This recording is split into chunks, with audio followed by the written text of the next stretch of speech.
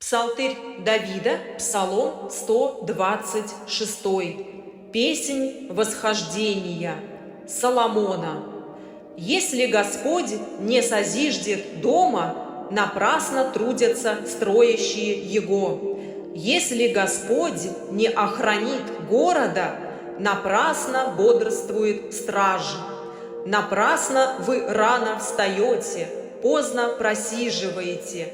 Едите хлеб печали, тогда как возлюбленному своему он дает сон.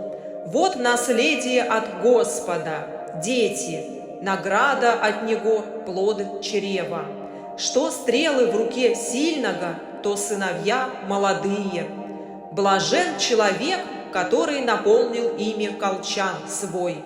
Не останутся они в стыде, когда будут говорить с врагами в воротах.